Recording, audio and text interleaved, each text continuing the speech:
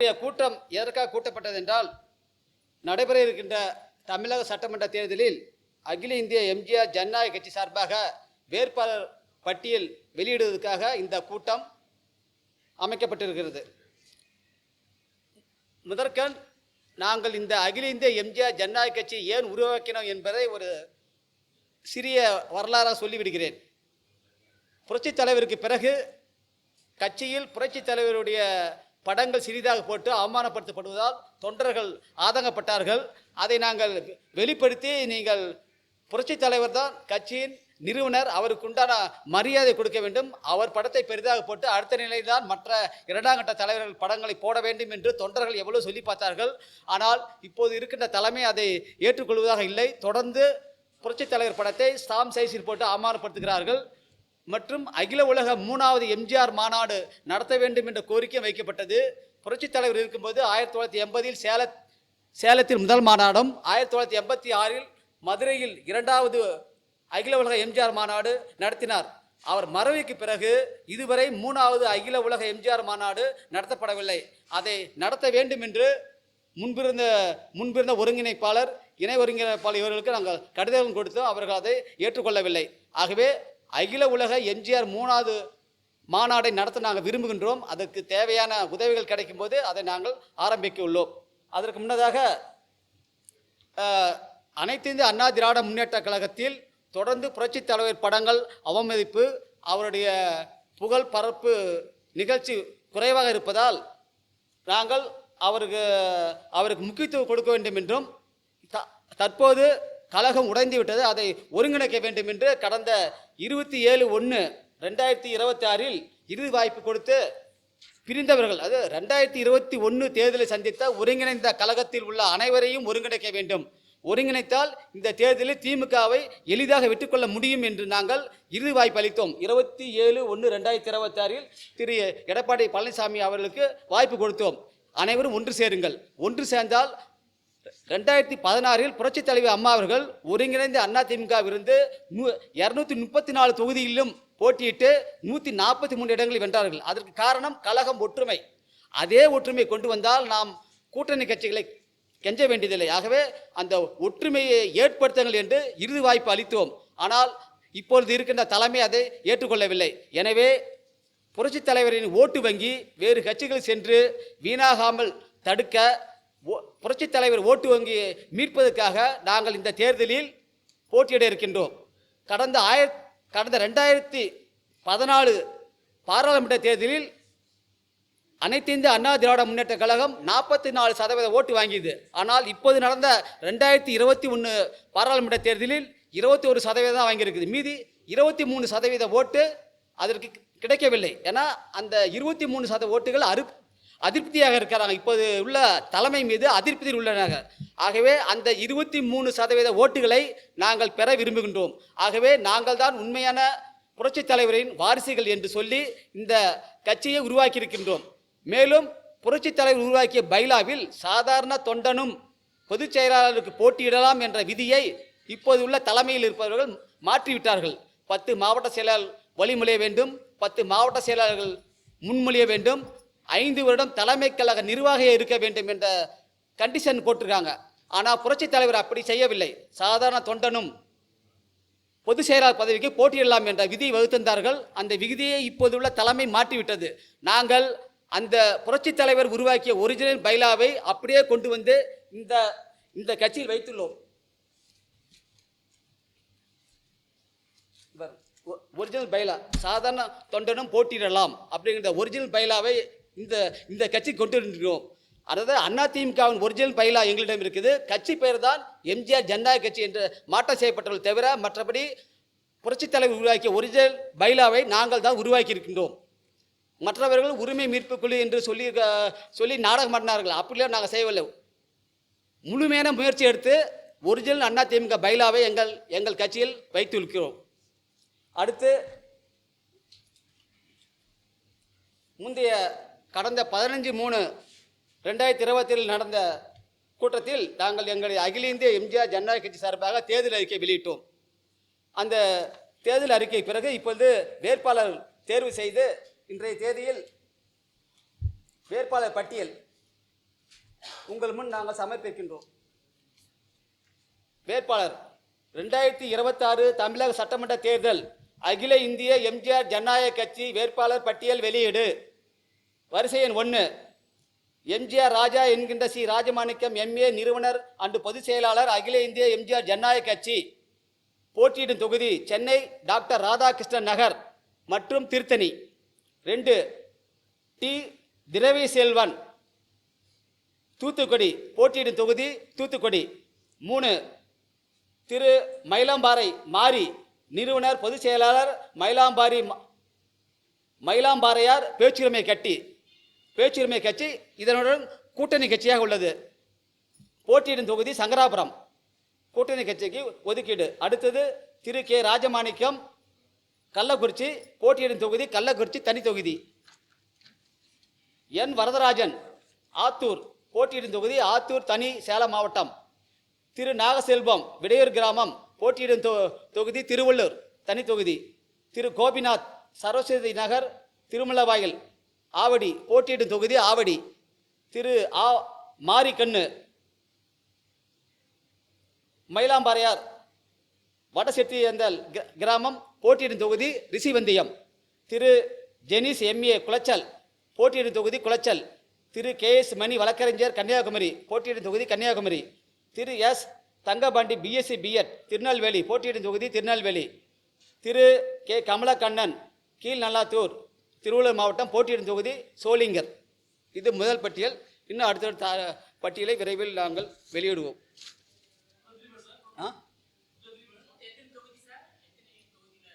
இது first 12, மீதெல்லாம் gather பண்ணிட்டு இருக்கோம். அது அப்பப்போ நாங்கள் வெளியிட்டுருவோம்.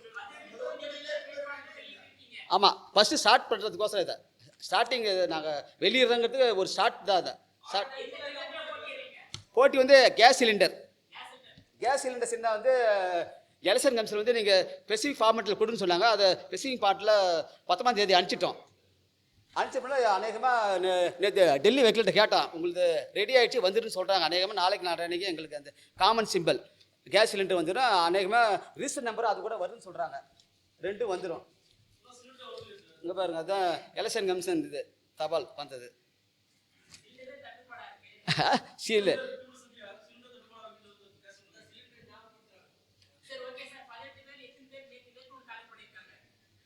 நேற்று வந்து ஒரு 2 பேர் தாக்கல் பண்ணுங்க. மீதெல்லாம் நாளைக்கு தான் தாக்கல் பண்ணுவாங்க. அவரை மீதி என்ன வர வர நாங்கள் லிஸ்ட்டு அறிவிப்போம்.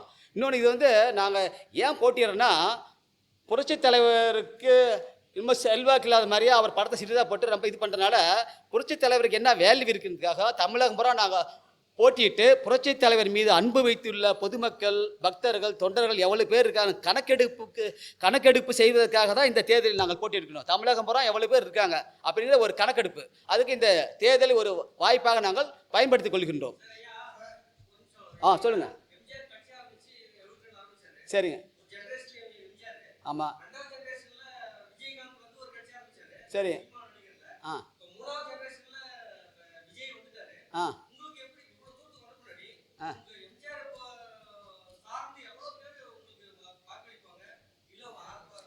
சார், இன்னைக்கு தமிழ்நாட்டில் எம்ஜிஆர் பேரை சொல்லாமல் யாரும் அரசு செய்ய முடியாது, தெரியுமா உங்களுக்கு?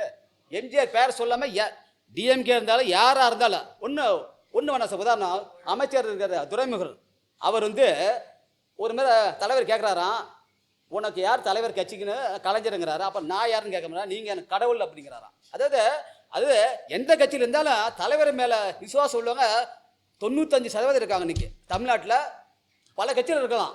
ஆனால் ஓட்டுன்னு வரும்போது ஒரு 45% தான் ஓட்டு போடுறாங்க. ஆனால் 95% விரும்புகிறாங்க.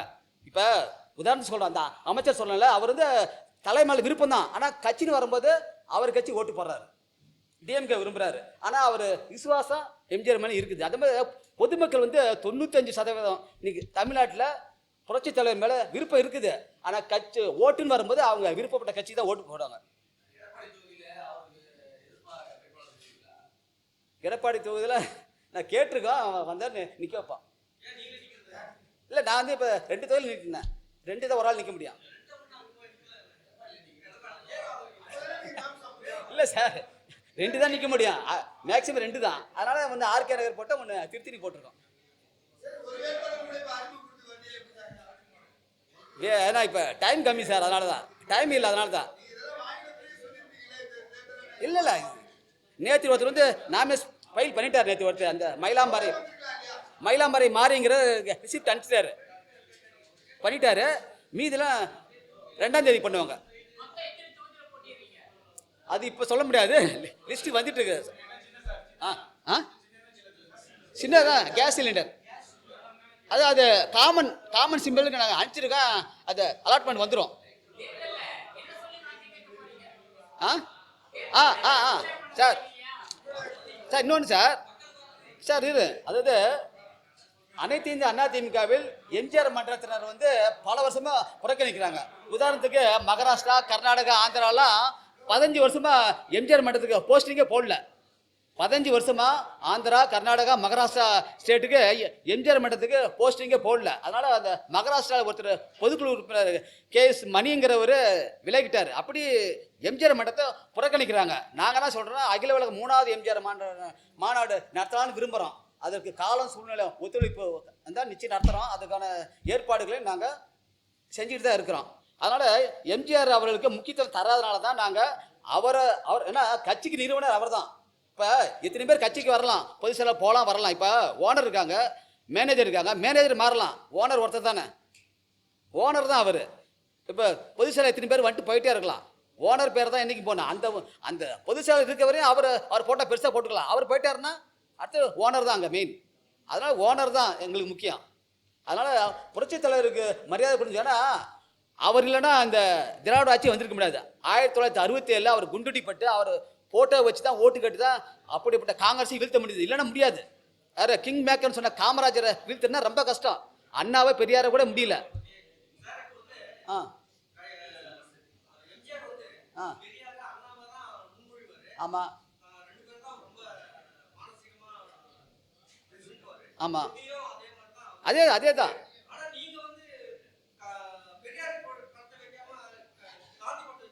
சார். பெரியார் இருக்கிறார் சார் அடிஷனல் வந்து சார். இப்போ வந்து புரட்சி தலைவர் வந்து ஆரம்பத்தில் சினிமாவில் நடிக்கும்போது அவர் காந்தி தான் தலைவர் ஏற்றிட்டார். ஃபர்ஸ்ட் தலைவர் அவர் காந்தி தான். 2வது அப்புறம் திமுக சேர்ந்தார் அண்ணாதுரை. அதனால் அவர் ஏற்றுக்கொண்ட தலைவர்கள் 2 பேர் தான், காந்தி ஃபர்ஸ்ட்டு, 2வது அண்ணா. அதனால தான் 2 எம்ஜிஆர் போட்டு 2 இதையும் போட்டு வச்சுருக்கோம் நாங்கள். பெரியார் வந்து அண்ணாவுக்கு தலைவர் அவர். ஆனால் எம்ஜிஆருக்கு தலைவர் யாருன்னா ஃபர்ஸ்ட்டு காந்தி, 2வது அண்ணா. அண்ணாவுக்கு தலைவர் தான் பெரியார். இப்போ கூட நாங்கள் இந்த பைலாவில் வந்து என்ன போட்டுக்கோன்னா, ஆனால் அகில இந்திய எம்ஜிஆர் ஜனநாயக கட்சியுடைய தலைவர் வந்து புரட்சி தலைவர் தான், அமரர் எம்ஜிஆர். இது மாற்ற முடியாத விதின்னு போட்டுக்கோம். ஆனால் ப்ராக்டிக்கலாக அதை கட்சி நடவடிக்கைகள் ஈடுபடுறதுக்கோசம் தான் அவைத்தலைவர், துணை அவைத்தலைவர் பதவி உருவாக்கியிருக்கோம். ஆனால் கட்சியின் நிரந்தர தலைவர் புரட்சி தலைவர் எம்ஜிஆர் தான் போட்டுக்கோம். அதே மாதிரி அறிஞர் அண்ணா அவர்கள் திமுகவை ஆரம்பிக்கும் போது என்ன சொன்னார்னா, இந்த கட்சிக்கு தலைவர் கிடையாது, நான் பொதுச் செயலாளர் தான், கட்சிக்கு தலைவர் வந்து தந்தை பெரியார் தான் அப்படின்னு சொன்னார். அதே மாதிரி புரட்சி தலைவர் எம்ஜிஆர் அவர்கள் அண்ணா திமுகவை ஆரம்பிக்கும் போது இந்த கட்சிக்கு தலைவர் அறிஞர் அண்ணா தான், நான் பொதுச் செயலாளர் தான் அப்படின்னாரு. ஆனால் இப்போ நாங்களும் கட்சி ஆரம்பிச்சிருக்கோம் புரட்சி தலைவர் பேரில். ஆனால் இந்த கட்சிக்கு தலைவர் புரட்சி தலைவர் எம்ஜிஆர், நாங்கள் பொதுச் செயலாளர் தான். ஆ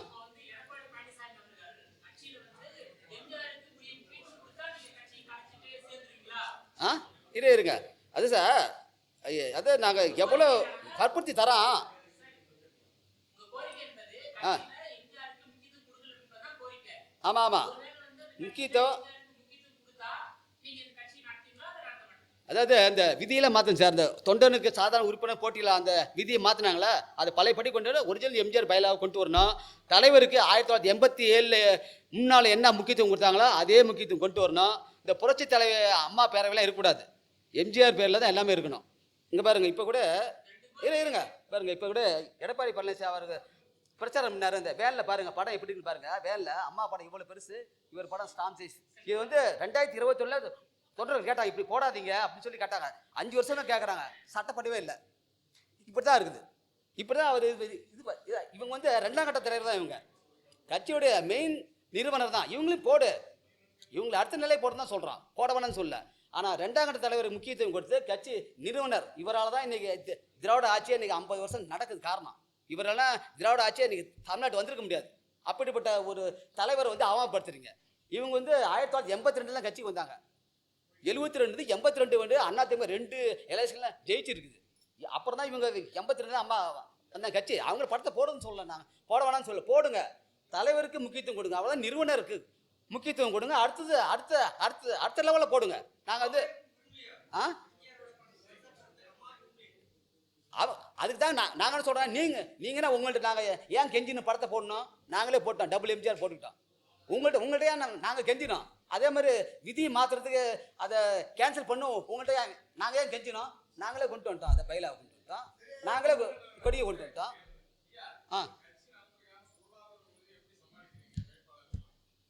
அவங்கவுங்களே இல்லை அவங்கவுங்களே நீங்கள் சிம்பிளாக செஞ்சுங்கன்னு சொல்லிட்டேன், அவ்வளோதான். ஏன்னா எலெக்ஷன் கமிஷன் என்ன சொல்லிருக்குன்னா, இது ஓட்டுக்கு பணம் கொடுக்கக்கூடாது, ஓட்டுக்கு பணம் வாங்கினா 1 வருடம் ஜெயில் தண்டனை. ஆனால் அதை வந்து இந்த எலெக்ஷன் கமிஷன் வந்து அறிவிக்க மாட்டேங்கிறாங்க, மற்றதெல்லாம் அறிவிக்கிறாங்க, 100% ஓட்டு அளியுங்கள், உங்கள் கடமை. இல்லை, அதனால் அந்தந்த வேட்பாளரை சிம்பிளாக செலவு செய்ய சொல்லிட்டான், அவ்வளோதான். நாங்கள் அவங்ககிட்ட எதுங்க நிதி யார்ட்டையும் நாங்கள் கேட்கலிங்க, விருப்பப்பட்டு கொடுத்தா வாங்கிக்குவோம், அவ்வளோதான். இல்லை சார், நாங்கள் எங்கள்கிட்ட கை காசு போட்டு செலவு பண்ணிட்டு இருக்கோம் சார். இப்போ பேரஞ்சர் அண்ணா வந்து 1949 டிஎம்கே ஆரம்பித்தார். அப்போ கார் கூட கிடையாது அவருக்கு, கார் வாங்கிட்டா ரொம்ப நாள் ஆச்சான். அப்படி அவங்கள மலையில் அந்த ஆரம்பிக்கும் போது மழை பெஞ்சிட்டு இருந்து சும்மா ஒரு அந்த பூங்கால ஆரம்பித்தாங்க, கட்சி ஆரம்பித்தாங்க. அப்போலாம் கட்சி ஒரு கார் கூட கிடையாது, தலைவருக்கு ஒரு கார் கிடையாது. அப்படிலாம் இன்னொன்று அவங்க கட்சி ஆரம்பித்து 5 வருஷம் எலெக்ஷன்லாம் நிற்கலை, ஏன்னா அந்த அளவுக்கு பொருளாதார வசதி இல்லை. 49 ஆரம்பித்து 57 தான் எலெக்ஷன் நின்றுது டிஎம்கே. 9 வருஷம் நிற்கல, ஏன்னா பொருளாதாரம் இல்லை அவங்களுக்கு. ஆனால் இப்போ வந்து என்னென்னா பிரச்சாரம் பண்ணுறதுக்கு அப்போ வந்து ஊர் போய் தான் ஆகணும். ஆனால் இப்போ அப்படி இல்லை, யூடியூப் இருக்குது, செல்ஃபோன் இருக்குது, எங்கே அடித்தாலும் இப்போ ஈஸியாக பிரச்சாரம் பண்ண முடியாது. அதனால் இப்போ செலவு பண்ண வேண்டியதில்லை. இப்போ வேட்பாளர் அறிமுகம் பண்ணி டெபாசிட் கட்டினாலே போதும்.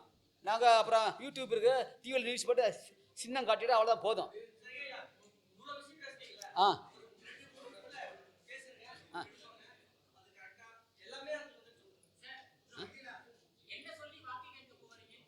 என்ன சொல்லுன்னா, அதுங்க இதுவரை நடந்த ஆட்சி வந்து திராவிட ஆட்சி சொல்கிறாங்களே, திராவிட ஆட்சி, அடுத்தது திராவிட மாடல் 2.0ங்கிறாங்க.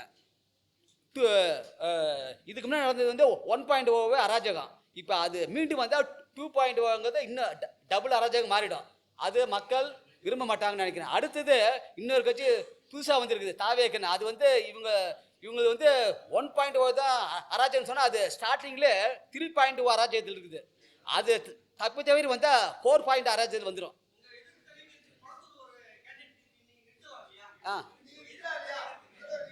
சரி சார், இன்னொன்று என்ன சொல்கிறாங்கன்னா, இன்னொன்று அதாவது அதிமுக 2014 தேர்தலில் 44% வாங்குது. இவங்க வந்து 2021 21 தான் வாங்கினாங்க. அந்த மீதி 23% பேர் இருக்காங்களா, அவங்க ஓட்டை நாங்கள் கேட்குறோம். நாங்களும் எம்ஜிஆரோட குடும்பத்தை சேர்ந்தவங்க தான், அவருடைய வாரிசுக்கு தான். அவங்கள பிடிக்கலாம் என்ன, எங்களுக்கு ஓட்டு போட்டுன்னு கேட்குறான். அப்புறம் இன்னொன்று என்ன கேட்குறேன்னா, வழக்கமாக மக்கள் வந்து 65% தான் ஓட்டு போடுறாங்க சராசரியாக. அதை வந்து இன்னும் ஒரு 20-25% சேர்த்து போட்டுன்னு கேட்குறான். சேர்த்து போட்டால் அந்த 20 எங்களுக்கு கொடுங்க, நாங்கள் வந்து புதியவர்கள். தமிழகம் வந்து இதுவரை போதுமா? இல்லைங்க, தமிழகம் இதுவரைங்க புதுசு பார்த்தா ஃபஸ்ட்டு இல்லைங்க, தலைவருக்கு பிறகு அம்மையாரை தேர்ந்தெடுத்தாங்க மக்கள். அப்புறம் அம்மையார் பிறகு முக ஸ்டாலின். அது புதுமுகத்தை தான் மக்கள் விரும்புவாங்க. இப்போ நாங்கள் புதுமுகம், அதாவது எம்ஜிஆர் வந்து கடந்த 10 ஆண்டு ஆண்டார்ல, அதனுடைய வளர்ச்சி தான் இன்னைக்கு இந்தியாவிலே தமிழ்நாடு முதன்மை மாநிலம் எல்லா துறையிலும் இருக்குது. அந்த எம்ஜிஆர் ஆட்சியை நாங்கள் 2.0, டாக்டர் எம்ஜிஆர் நல்லாட்சி 2.0வை நாங்கள் தரோம். நிம்மதியான ஆட்சி, நேர்மையான ஆட்சி, ஊழலற்ற ஆட்சி நாங்கள் தரோம். அவரது புகழ் காக்கவும், அவர் புகழ் வளர்க்கவும், அவரது பாதையில் மக்கள் சேவை செய்யவும் உருவாக்கப்பட்டதால் அகில இந்திய எம்ஜிஆர் ஜனநாயக கட்சி. அதை மீண்டும் 2021 பிளவுபட்ட போது அதை மீண்டும் ஒருங்கிணைக்க வேண்டும் என்று தற்போது கடைசி முயற்சி செய்தோம். இந்த ஜனவரி மாதம் அவர்கள் ஏற்றுக்கொள்ளவில்லை. ஆகவே புரட்சித் தலைவர் ஓட்டு வங்கியை காப்பாற்ற வேண்டும் என்பதற்காக புரட்சித் தலைவரின் நல்லாட்சி 2.0வை மக்களுக்கு நாங்கள் தருகிறோம். நாங்கள் புதுமுகம், புரட்சித் தலைவரின் வழியில் நடப்பவர்கள், நியாயமாகவும் ஊழலற்ற நேர்மையான ஆட்சியை டாக்டர் எம்ஜிஆர் நல்லாட்சி 2.0 நாங்கள் கொடுக்குறோம். ஏற்கனவே நடந்த திராவிட மாடல் ஆட்சி அராஜகம். அடுத்து இன்னொரு ஆட்சி நாங்கள் வருவோம்னு சொல்கிறாங்க. அது தாவேகா, அது இதை விட அராஜகமாக இருக்கும்.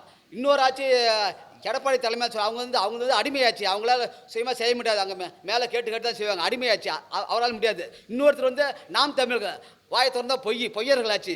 இது நாளும் வேணாம்.